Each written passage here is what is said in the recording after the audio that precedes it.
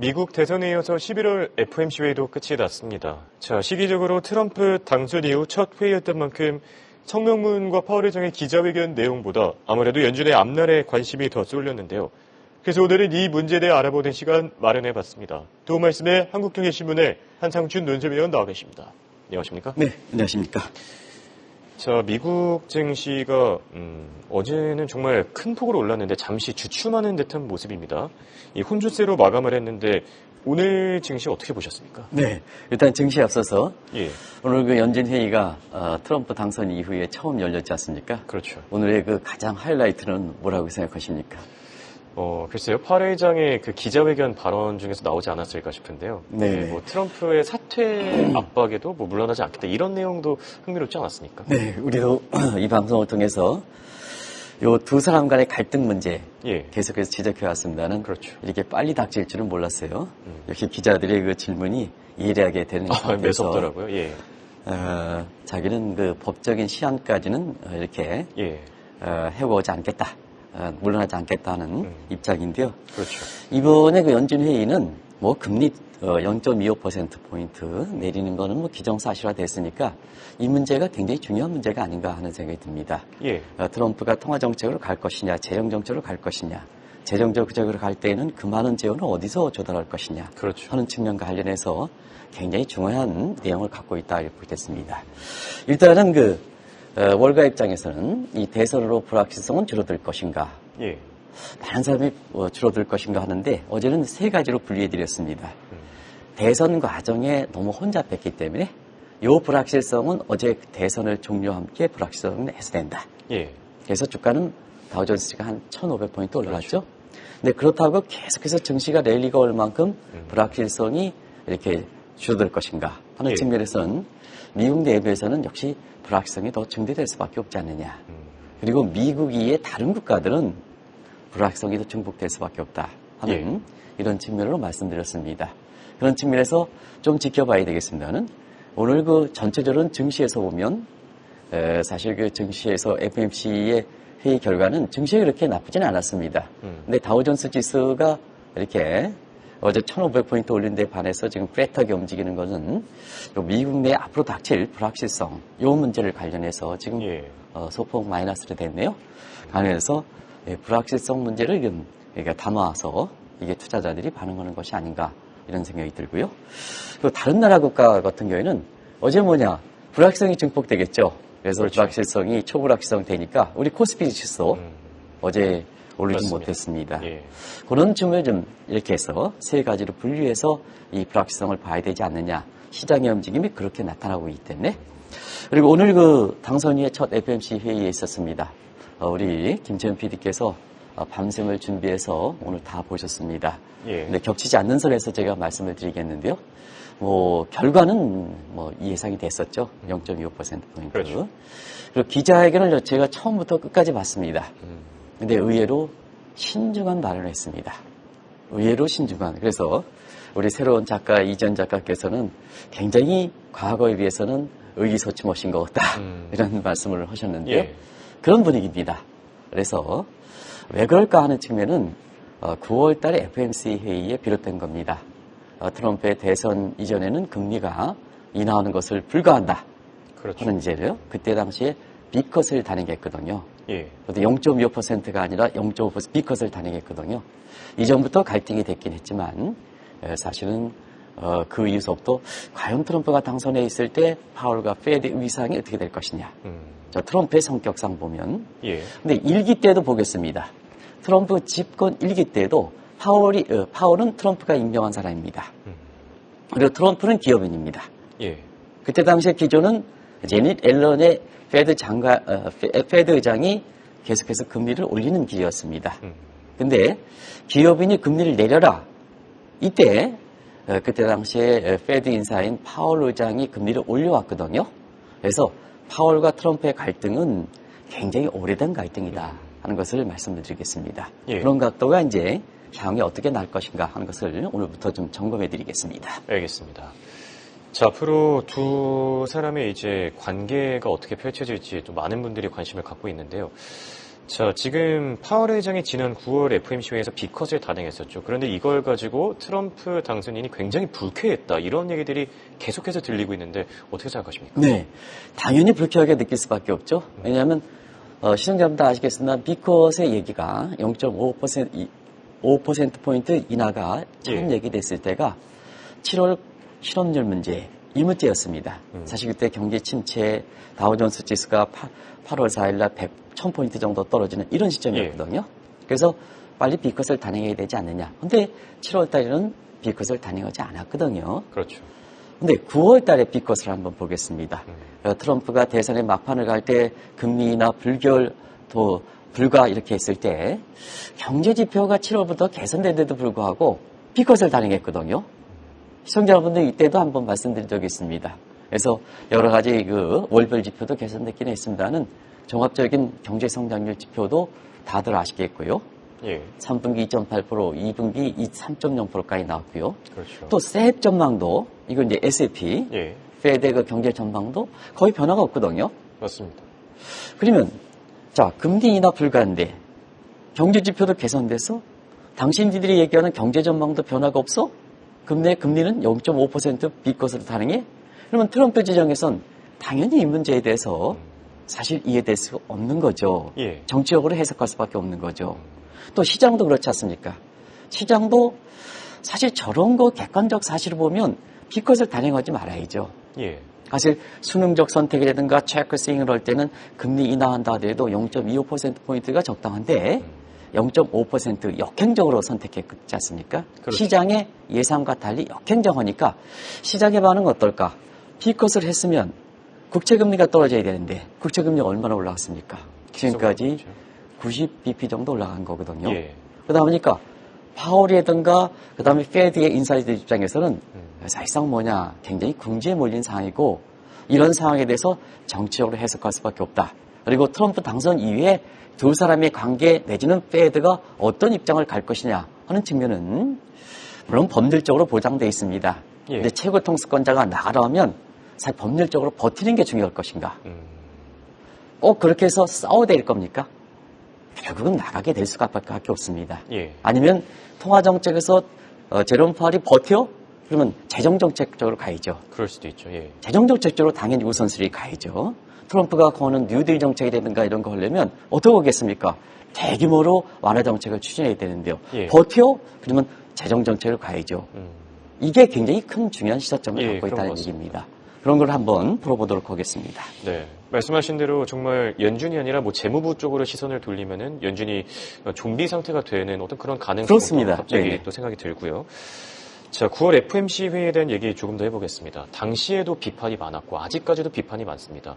뭐 연준 입장에서는 선제적 대응이다라는 얘기를 했지만 그럼에도 불구하고 왜 굳이 B컷을 단행했느냐 이 부분에 대한 비판들이 많지 않습니까? 네. 무슨 선제적 대응입니까? 오늘 FOMC의 문구에서 보면 예. 인플레 문제 뭐 이런 거 관련해서 그 문구가 삭제됐습니다. 그렇죠. 그러다 보니까 12월 달에 뭐냐 금리 동결 얘기 나오지 않습니까? 그러면 자 선제적 대응이다. 위기의 경기 침체다. 이런 것을 선제적으로 대응한다. 그런 게 이제 9월 달에 기자회견 내용이었습니까? 예. 근데 자 11월 달에 문구에서 금리 인하 문제 이런 문제에 대해서 지금 10월 달에도 소비자 물가가 전월 대비 올라가니까 이 문가가 빠질 수밖에 없지 않습니까? 그렇죠. 그럼 어떻게 경기 침체에 대해서 선제적 대응입니까? 본인 자신이 서로 엇갈리는 거 아니겠습니까? 이런 것이 지금 상태다 이렇게 됐습니다. 그러다 보니까 자연스럽게 페드가 갖고 있는 그다음에 국제금리가 갖고 있는 이런 문제에 대해서 지난 4월 달에 JP 모건 다이먼 회장이 얘기했던 그 위에 루비니 교수가 얘기했던 조작설 얘기가 나오는 거죠. 예. 그런 측면은 시청자분이 다들 아실 거로 봅니다. 자, 다이먼 회장의 경제관을 보겠습니다. 4월 달에 미국의 경제는 경착륙이다. 스태그플레이션이다. 누가 똑같습니까? 트럼프가 자기가 대공황이라고 그랬습니다. 예. 다이먼 회장과 거의 유사하지 않습니까? 경착륙 그러네. 예. 스태그플레이션. 그래서 이때 당시에 뭐냐?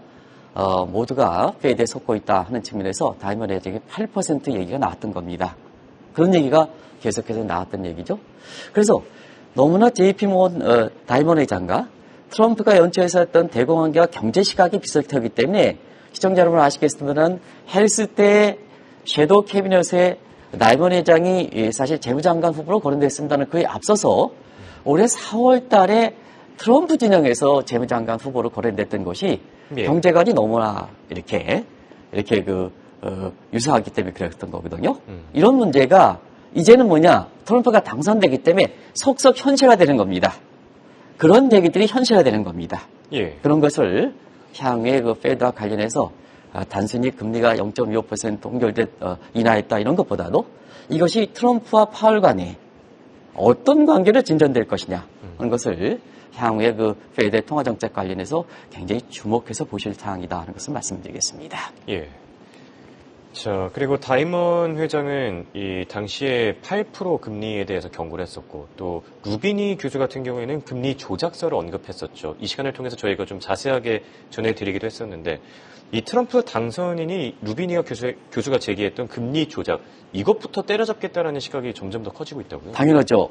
왜냐하면 사실 트럼프가 생각하는 공약을 이렇게 이행할 때는 예. 최대한 10년 동안 15조 정도 재정 적자가 발생하는 거 아니겠습니까? 그렇죠. 그럼 어제도 국채금리가 4.5% 건접됐지 않습니까? 트럼프 당선자 입장에서는 자연스럽게 그것이 부담이 될 수밖에 없죠. 국채금리가 올라가면. 예. 그러면 그게 이제 테이퍼 텐트림. 이게 비유돼서 트럼프 텐트림이라는 얘기를 얘기하는데요. 자, 1기 때도 사실 페드가 금리를 올려가지고 국채금리가 올라감으로써 사실 트럼프 정부 입장에서는 굉장히 부담이 됐던 상황이거든요. 그렇죠. 그런 상태에서 보면, 자, 금리의 조작 문제를 제대로 때려잡으면 트럼프 텐트럼에 따른 국채금리의 급등 문제를 완화시킬 수 있다는 얘기입니다. 그런 문제가 결부됐던 거거든요. 예. 그래서 지난 5월 달에 말씀드렸다시피 루비니 교수가, 자, 기준금리 조작 문제, 이게 기준금리 조작하는 게 아니라 기준금리에 따라서 시장금리가 인트레 시스템, 금리체계인데요. 그때 국채금리 문제를 기준으로 볼 때에는 기준금리가 한 1%포인트 조작됐다는 얘기가 루비니 교수가 나왔던 겁니다. 그래서 왜 조작했을까 하는 측면은 그때 스텔스 QE 얘기가 했던 겁니다. 예. 스텔스 QE는 시청자 여러분 다들 아실 겁니다. 전통적 양적, 보이는 양적 완화는 장기채 매입하면 유동성이 공급합니다. 근데 물가가 올라가죠. 이거 취할 수가 없죠. 그래서 스텔스 양적 완화는 전체 유동성 그대로 준다는 얘기입니다. 예. 그러면 자, 어떻게 되냐? 국채가 만기 전에 마이백 한다든가, 그 다음에 분기별로 단기채 발행 부분에 있어서는 늘리되 장기채 발행 부분은 줄이는. 그래서 장기금리가 올라가지 못하는 측면에서 사실 그 기준금리가 오히려 1% 낮추는 이런 효과가 있었다는 얘기죠. 그렇죠. 근데 지금 자, 1기 때도 1차 트럼프 텐트럼 현상이 나와서 1기 때 집권 4년 기간의 미국의 경제 문제에 대해서는 굉장히 부담이 됐었는데 이번은 집권 2기가 지금 되고 있습니다. 예. 오히려 그때보다 재정지출 계획이라든가 감세 문제라든가 그 다음에 법인세 감면 문제라든가 해서 재정적자 더 증가한다고 그럽니다. 그러다 보니까 시장의 예상대로 사실 B컷을 당했는데도 불구하고 굉장히 국채금리가 올라가지 않습니까? 예. 그럼 어떻게 되겠습니까? 여러 가지 방법에서 보면 이 문제부터 정리해야 되는 게 아니냐 하는 측면에서 시장금리의 조작 문제에 관련된 이런 문제입니다. 지금 한번 보겠습니다. 국채금리가 이렇게 빨리 올라가니까 채권 자경단이 또다시 출현되는 거 아니겠습니까? 국채금리 올라가? 그러면 채권 가격이 떨어지죠? 예. 그럼 어떻게 했습니까? 채권을 매도쳐. 채권의 자경단이죠. 그렇죠. 이게 미국 사회에서 그만큼 미국의 당선자 입장에서는 이 국채금리 급등 문제는 굉장히 부담스럽다는 것을 말씀드리겠습니다. 알겠습니다.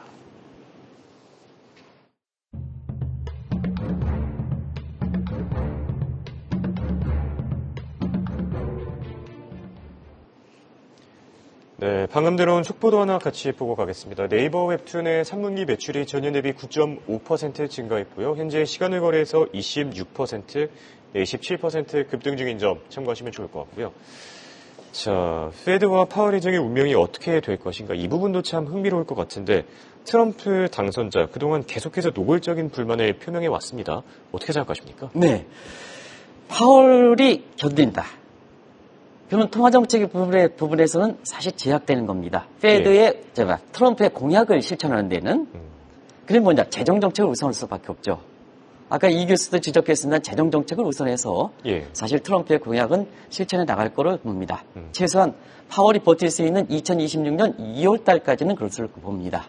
예. 근데 문제는 재정 적자 부분이라든가 이런 부분을 메워야 이렇게 대응되는데요.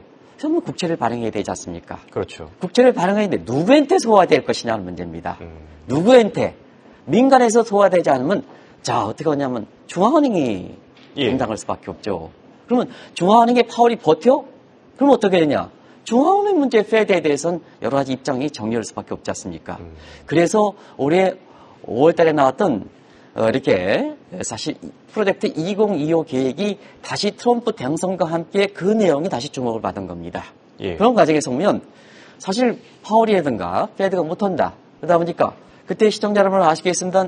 2025 계획, 프로젝트 2025 계획에 대해서 한번 세 가지 내용을 좀 말씀드렸습니다. 그 내용을 김천 PD가 자막을 돌려주시면 상당히 중요하기 때문에 한번 같이 보도록 하겠습니다. 자, 일단 폐지시킨다. 저 물가 안정에 책임을 못하고 각종 예측을 못하는 사람들 저 그대로 둘 것이냐 하는 측면에서 제한이긴 하지만 프로젝트 2025에 연준 폐지론이 나왔습니다. 그리고 독점론, 지금 페드 의장에 대한 인사권을 갖고 있습니다는 모든 멤버들 금리를 결정할 수 있는 FOMC 멤버들의 인사권도 바이든이 가져가겠다. 그리고 자 축소론 문제에서는 당신네들이 어떻게 전부 간영하느냐. 우리나라도 한인이 이것저것 다 간영한다 했던 측면에서 물가 안정만 제대로 하지 왜 다 부동산 인구 문제까지 걸어놓냐. 한 측면에 세계적으로 우리나라 논란이 되고 있지 않습니까? 그런데 물가도 제대로 못 짠 판에 고용 창출 문제까지가 축소시키자. 당신이 본래 물가 안정되면 축소하자. 이게 세 가지 방안이었거든요. 자, 그런 측면에서 완벽한 레드십을 수입을 원하는 아마 트럼프 입장에서는 완벽한 레드십을 구성하지 않겠습니까? 지금 전국 득표율도 이겨, 선거 관련도 이겨, 상원도 이겨, 연방 대법원도 보수 쪽으로 가. 마지막 남은 게 뭡니까? 시청자 여러분, 페드죠. 그렇죠. 근데 트럼프의 공약을 하기 위해서는 어떠냐? 공약을 하기 위해서는 파월이 버텨? 그러다 보니까 이게 사실 페드에 대한 입장을 정리할 수밖에 없죠. 그래서 뭐냐?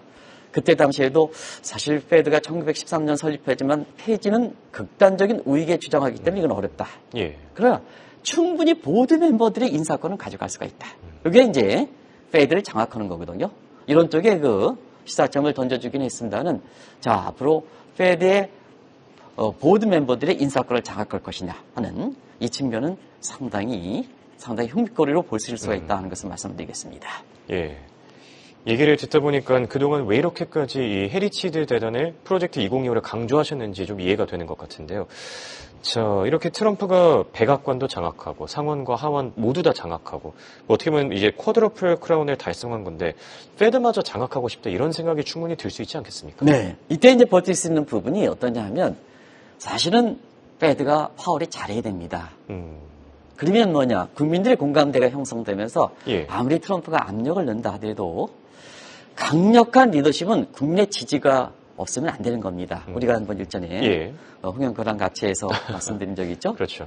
본인 자신의 이렇게 하는 것은 사심은 리더십이 아닙니다. 그런 과정에서 보면 자 이런 상태에서 사실 페드라든가 파월이 잘했느냐 하면 자 2021년 4월서부터 인플레 진단 실수 평균 물가제 도입해서 인플레 키워 그다음에 금리를 인상하더라도 경제 주체들이 사실 대응할 수 있을 정도로 프리엠프티브 선제적으로 해야 되는데 금리를 키우고 나서 물가를 키우고 나서 뒤늦게 0.5%포인트 0.75% 자이언트 스텝으로 올라가 경제 주체는 고통이 심해.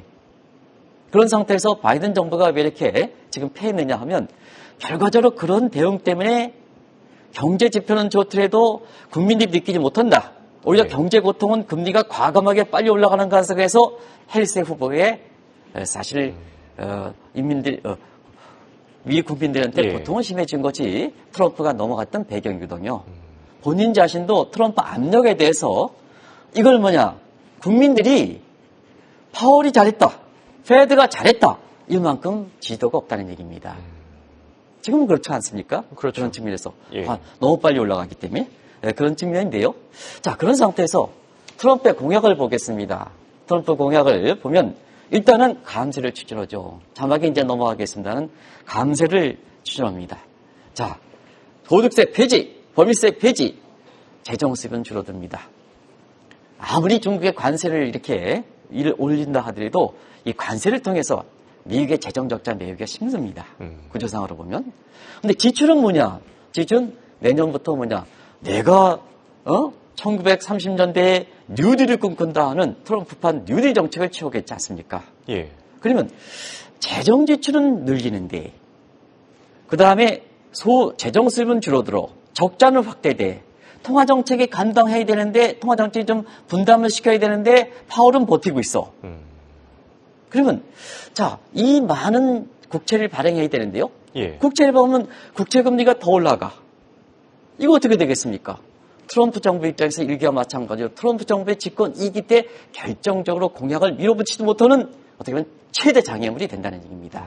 그럼 어떻게 되느냐 하는 측면에선 국채 발행은 증가 불가피할 거로 보입니다. 예. 근데 민간에서는 국채 금리 테이퍼 텐트에 올라가 채권 가격이 떨어져 채권 안 삽니다. 안 삽니다. 그런 과정에서 중앙은행을 장악해야죠. 그렇죠. 그러니까 폐지 문제 이건 안 된다 하더라도 중앙은행 인사권을 장악해서 친트럼프 기조로 중심으로 해서 전부 보드 멤버를 하지 않아야 되느냐 하는 이런 시각이 나오는 겁니다. 예. 그래서 페드의 입지 문제, 위상 문제가 굉장히 중요하다는 것을 말씀드리겠습니다. 예. 자, 그래서 그런지 최근 들어서 부의 화폐와 이 bond monetization에 대한 얘기가 계속해서 들리고 있는데요. 이 내용 좀 자세하게 짚어주시죠. 네. 우리가 이제 bond monetization은 부채 화폐라 하는데요. 예. 트럼프가 대규모 공약을 하기 위해서 국채 발행은 하는데요. 이게 소화가 안 된다. 예. 시청자 여러분, 민간에서 소요가 될 때는 2차 테이퍼 텐트림이 나오죠. 그럼 뭐냐? 금리가 급등하면 소비 감소에 투자 감소에 경제 거꾸로져. 1기 때 마찬가지로 굉장히 부담이 되고 그때보다는 더 크라우딩 아웃 이펙트. 이게 이제 구축 효과라는데요. 예. 국채 발행 과정에서 국채 금리가 올라가면 국채 재원에 의해서 사실 공공 사이트의 지출이 증가한다 해도 금리가 올라가니까 소비 떨어져, 민간에서 소비 떨어져, 설비 투자 떨어져. 그래서 국채 공공 부분의 재정 지출을 크라우딩 아웃, 민간은 감소시킨다. 그러면 총수요는 늘어나냐? 총지출은 늘어나지 않는다. 경기는 안 되는 거 아니겠습니까? 그렇죠. 이게 뭐냐? 그래서 이 국채 트럼프 텐트럼 현상이 발생하지 않도록 예. 중앙은행이 사준다는 얘기예요. 중앙은행. 근데 문제는 그렇습니다. 여기도 문제가 있는 거죠. 자, 중앙은행에서 하면 국채 금리는 안 올라간다. 예. 근데 유동성이 증가하니까 인플레가 발생하는 그렇죠. 거죠. 예. 그리고 재정 사이드에서 지출 증대하니까 인플레가 발생하는 거죠. 그러다 보니까 우리가 보면 트럼프 시정면에서는 이래나 저래나 뭐냐면 인플레는 재발되겠다. 그래서 요번 이렇게 선언문에 인플레 문제가 증가되니까 벌써 12월부터 동결 얘기가 나오지 않습니까? 지난번에 우리가 와튼스크라의 제레미 시겔 같은 경우는 11월에도 금리가 동결하겠다. 그거 충분히 가능성이 있습니다. 한도 이 방송을 말씀드렸습니다. 그렇죠. 근데 선언문 내면에 빠지니까 벌써 12월 달에 동결 얘기가 나오지 않습니까? 앞으로 인플레 시절에 트럼프 시절에는 물가가 올라간다. 하니까 금리가 내리기가 어려운 거죠. 예. 그러다 보니까 9월 달에 비컷을 단행하는 게 우리가 이 시간에 괜히 지적합니까? 더더욱 이상한 거죠. 맞습니다. 9월 달에 비컷은 통화정책은 선제성이 있기 때문에 통화정책의 시차를 1년을 보면 1년 후의 시점을 예비해서 9월 달에 비컷을 단행하든가 해야죠. 근데 더더욱 페드 입장과 예측력에서는 더 떨어진다는 얘기죠. 예. 그러니까 정치에서 해석할 수밖에 없죠. 이게 버텨? 최고 통수권자가 나가는데 버텨? 국민으로부터 그동안 페드라든가 파월 의장에 대해서 전폭적으로 신뢰하지 않는데요. 그러다 보니까 이번에 대선 결과도 경제지표 좋아? 국민들이 느끼지 못하는데요. 트럼프가 완전히 트럼프가 지금 도덕성이라든가 뭔가 해서 전부 베스트 이렇게 대통령입니까? 그나마 지금에 이끌 수 있는 대목이 그래도 차선책은 트럼프이기 때문에 해리스보다 트럼프이기 때문에 트럼프를 선택한 거죠. 예. 그래서 한번 해봐라. 매드스 이브를 딱 해주는 거지 않습니까? 그렇죠. 이런 상태가 지금 정리되고 있다고 보겠습니다. 알겠습니다.